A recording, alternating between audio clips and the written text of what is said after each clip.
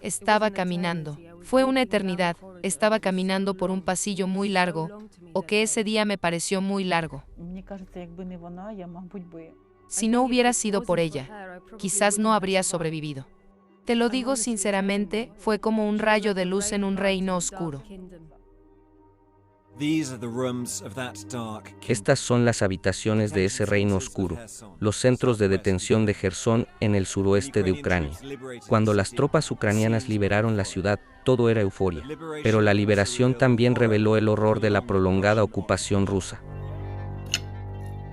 Durante 254 días, los rusos construyeron una red de 26 centros de detención para controlar a la población local de Jersón. Arrestaron al menos cientos de personas, aunque quizás hayan sido miles.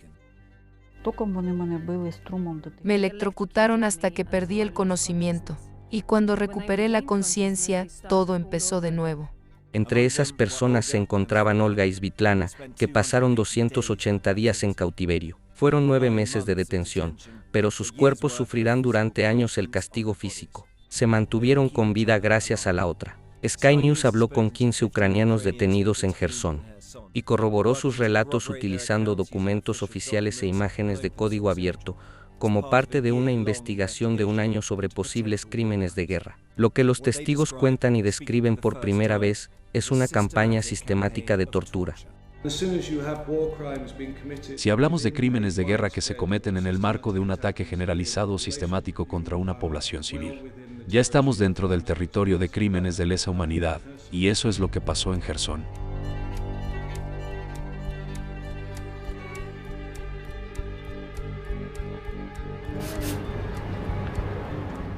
Es un día de verano en Kiev.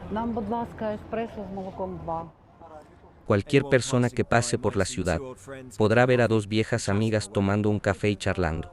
Pero la amistad entre Olga y Svitlana es relativamente nueva, y se forjó en circunstancias tremendas. Aquí se conocieron por primera vez en el centro de detención de la calle Teplo en Eretikív, en Jersón. Antes de la guerra, Olga Cherniak era funcionaria. Jersón llevaba 3 meses bajo ocupación rusa cuando Olga fue detenida y llevada al centro de reclusión, que ya era tristemente célebre. En su primera mañana allí, la sacaron de la celda, le vendaron los ojos y la llevaron por un pasillo. Su hijo estaba en la habitación de al lado. Olga lo reconoció por sus gritos. La puerta estaba así.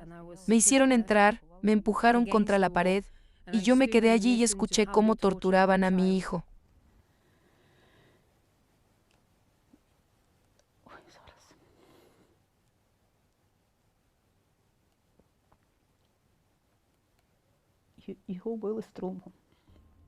Le daban descargas de electricidad, lloraba mucho y les pedía que se detuvieran. El muchacho le rogó a Olga que les dijera a los rusos lo que querían. Luego le tocó a ella. La llevaron a la misma habitación, con paredes color durazno, y la sentaron en la misma silla. Me pusieron unas pinzas de metal en los dedos índices. Sinceramente, a mi edad no entendía qué eran. De las pinzas salían 2 cables y una pequeña caja de metal de este tamaño. Tenía un interruptor, un botón y una palanca. Cuando el mayor decía que aumentara la corriente, el otro giraba la palanca y la aumentaba. Me electrocutaron hasta que perdí el conocimiento, y cuando recuperé la conciencia, todo empezó de nuevo. Nadie podía imaginar esto antes de la guerra. Pero en marzo de 2022, las fuerzas rusas que habían salido de Crimea avanzaron sobre Jersón, que se convirtió en la primera gran ciudad de Ucrania en caer en manos de los rusos. Muchos se resistieron, incluida Svitlana Shukalo. También era funcionaria y trabajaba en la protección del suelo. Filmó videos de movimientos de tropas como estos, escondida detrás de la ventana de su apartamento, y se los envió a las autoridades ucranianas. Fue mi pequeña contribución. Me quedé en casa y no podía salir. Y por mi edad, pude quedarme. No había ninguna sospecha. Ese fue mi pretexto.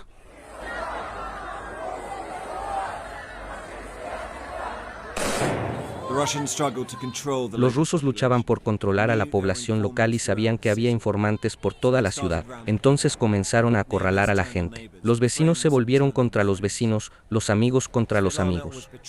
Svitlana fue traicionada por una de las personas a las que le brindaba información. Unos soldados armados y con pasamontañas la llevaron al mismo centro de detención. Aquí se conocieron Olga y Svitlana y empezaron una amistad que les salvaría la vida. Svitlana estaba sentada y yo entré con los ojos muy asustados. No sabía qué hacer. Me tomó de la mano y me dijo que todo estaría bien, que solo había que creer en el bien. Olga estaba un poco asustada. Y me dijo que no me preocupara, Que siguiera orando, que todo estaría bien. Entonces tomó mi mano. Y desde ese momento, de esa forma, de la mano, logramos salir del cautiverio. La historia comenzó en Jersón, al sur de Ucrania. Ambas estuvieron detenidas aquí, en la calle Teploeneretiki. Los rusos controlaban otros 5 sitios en el centro de la ciudad y 26 en toda la región de Jersón. El colectivo Media Initiative for Human Rights, una ONG ucraniana con la que Sky News ha trabajado como parte de esta investigación, detectó estos otros 4 centros a los que Olga y Svitlana fueron transportadas al ser alejadas de sus casas. El centro de detención de la calle Teploeneretiki estaba lleno de gente. Allí también estuvo detenido Anton Lomakin. Era un policía que había estado pasando información al ejército ucraniano. Los rusos llevaban meses buscándolo cuando fue traicionado por un amigo. Simplemente me llevaron al borde de una trinchera o de un pozo. Vi un acantilado y me pusieron allí de rodillas, justo frente al acantilado. Me dijeron que orara y me pusieron una pistola en la cabeza. Luego dispararon 3 ráfagas cortas cerca de mi oreja izquierda. Lo llevaron para interrogarlo, lo golpearon con una porra y le aplicaron descargas eléctricas. Cuando Anton se negó a responder, intentaron una nueva táctica. Yo tenía una camiseta negra y tomaron la parte de abajo, y con ella me taparon la cabeza completamente para que no viera nada, para que la ropa me tapara la cara. Trajeron agua en botellas, unos 5 o 6 litros, y empezaron a echármela. Me echaron agua hasta que empecé a perder el conocimiento, a vomitar. Pero me estaban reteniendo, entonces empecé a temblar. Y luego me soltaron. Y allí tuve unos segundos para escupir el agua y respirar unas cuantas veces. Luego me tiraron al piso de inmediato y me echaron agua nuevamente. Pero mientras Anton, Olga y Svitlana estaban detenidos, el ejército ucraniano contraatacaba y avanzaba hacia Jersón. En octubre, 3 meses después de su detención, los militares ucranianos estaban en las afueras de la ciudad. Esperábamos que llegaran nuestras tropas, que abrieran la puerta y que nos liberaran del cautiverio. Pero cuando los rusos se retiraron de Jersón, se llevaron a sus prisioneros. Cruzaron el río Dnieper en territorio ruso ocupado y llegaron a un pueblo llamado Olapristan. Allí, esperaron otros 2 meses. Más tarde, en diciembre, Anton fue puesto en libertad sin explicación alguna. Viajó de regreso a Oleski, una ciudad todavía ocupada por Rusia pero que es la ciudad más cercana a la ahora liberada Jersón. Se escondió allí durante meses hasta que explotó la presa. La destrucción de la presa hidroeléctrica de Kajovka ocurrió el 6 de junio. Se inundaron 600 kilómetros cuadrados de territorio río abajo y Anton vio su oportunidad. Con un amigo, atravesaron la inundación encima de un colchón de aire, tratando de encontrar un bote. Pasaron 3 días buscando. Vimos los cuerpos de los muertos. Vimos gente ahogada, varios ancianos. También vimos muchos animales ahogados. Acamparon en los tejados hasta que finalmente encontraron un pequeño barco. Hubo momentos en que la corriente giraba y sacudía el barco. No parábamos de remar, pero la corriente era tan fuerte que no nos movíamos. Después de horas de esfuerzo, lograron llegar al otro lado. Anton había vuelto a casa, pero a Olga y a Svitlana se las habían llevado más lejos. Habían sido transportadas a través del Dnieper al mismo tiempo que Anton y por la misma ruta. Primero a Olapristan y luego a Chaplinka, un pueblo más al sur, camino a Crimea. Pero luego las llevaron aún más adentro del territorio ocupado, hasta Novotroitsk. Cada día era terrible y fue más difícil después de los 3 meses. Todo eso pasó. Luego nos dijeron que nos liberarían antes del año nuevo, pero no lo hicieron, y cada vez estábamos peor. El 17 de mayo de este año, 2 agentes del FSB, el Servicio de Seguridad ruso, fueron a visitar a Olga. Le dijeron que podía irse. Les dije que estaba con Svitlana, que me iría, pero con ella, que éramos inseparables, así que les dije que solo me iría con ella. Después de 9 largos meses de su detención inicial, quedaron en libertad. Cuando nos dejaron en libertad, quedamos en shock. No podíamos creer que eso estuviera sucediendo. Esto fue el 17 de mayo. Era un día claro, hermoso, lleno de luz y todavía estábamos en shock. No podíamos creer que éramos libres y nadie nos perseguía. Éramos 2 personas que hacía medio año que no veíamos el sol, como 2 gallinas de granja que finalmente ven la luz de Dios. Pero todavía estaban dentro del territorio ocupado y debido a los combates, el camino de vuelta más rápido estaba bloqueado. Decidieron hacer un largo y arduo viaje de miles de kilómetros a través de Crimea hasta Moscú. Y atravesaron la frontera con Letonia, Lituania, Polonia y finalmente Ucrania.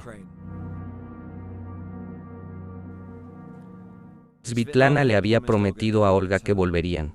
Cada una había perdido unos 30 kilos. La vista de Svitlana estaba fallando, el cabello de Olga se había encanecido y tenía hematomas a lo largo de la columna, pero la promesa se había cumplido. Olga y Svitlana finalmente se reunieron con sus familias, que nunca habían dejado de buscarlas, y regresaron a Jersón, que ya había sido liberada. Meses después, Olga volvió a entrar al centro donde había estado prisionera. Nos envió este video, como recordatorio de los traumas que ella y Svitlana soportaron y de los que pudieron escapar. Nos trajeron aquí, a toda mi familia, al centro de detención. Los rusos entraron con el auto en el patio, nos bajaron, nos ordenaron que pusiéramos las manos en la espalda y nos condujeron por este pasillo. Me sacaron de la celda, me tomaron de las manos y me llevaron por el corredor. Yo ni siquiera sabía qué estaba pasando. Aquí interrogaron a mi marido. Y esta es la habitación donde me interrogaron a mí. Me sentaron en esta silla. Las comodidades básicas se convirtieron en un lujo inimaginable. A los prisioneros se les permitía ducharse una vez a la semana durante 2 minutos. Olga nos dijo que las duchas parecían vacaciones. Esta es la celda donde estaba mi hijo. Estuvo detenido aquí 15 días, donde también lo obligaron a cantar el himno ruso. Canten Gloria a Yoigu, Gloria a Putin, Gloria a Rusia. Aún se desconoce el paradero de las más de 400 personas que también ingresaron a los centros de detención, y las autoridades ucranianas todavía los están investigando con la ayuda de Wenshaw Casey, un abogado de derechos humanos, y su equipo. Wen no tiene dudas acerca de lo que hicieron los rusos. A lo que me refiero cuando digo que hay algo que está muy claro, es que la tortura estaba diseñada esencialmente para aislar a toda la población civil que habitaba el área de Jersón. Y luego, aparte de los crímenes de guerra, están los crímenes de lesa humanidad como la tortura, la persecución, además de la deportación y otros derechos que también fueron violados. Así que estoy convencido de que esto ha sido una campaña y una política, y en mi opinión, sin duda es algo que he visto impulsado por el Kremlin y desde el Kremlin. Le pedimos al gobierno ruso un comentario sobre las acusaciones de nuestra investigación, pero no recibimos respuesta. Incluso aquellos como Olga, que lograron salir, solo escaparon a un tipo diferente de prisión. Cuando mi esposo me trajo a casa el primer día, me paré en la puerta, comencé a llorar y le dije que estaba asustada, que tenía miedo. Cuando veo a un hombre vestido de negro y con una gorra negra, recuerdo a esos 2 hombres que nos secuestraron y nos torturaron. Inmediatamente me asusto, pero me obligo a pensar que no me persiguen, que solo son mis pesadillas. Pero tengo miedo de que llamen a la puerta. Olga y Svitlana aún se apoyan la una en la otra, tal como lo hicieron en cautiverio. Se escriben todas las mañanas. Lo hacemos todos los días, nunca lo olvidamos. Svetlana me manda buenos días y yo le envío un corazón. Ella fue mi única ayuda y la única razón por la que sobreviví. No estoy de acuerdo. Nos apoyamos la una a la otra. Nos apoyamos mutuamente porque teníamos algo de qué hablar, algo por lo que estar juntas. Fueron situaciones muy difíciles. Nos apoyamos mutuamente. Nos dimos cuenta de que sin la otra, sería aún peor.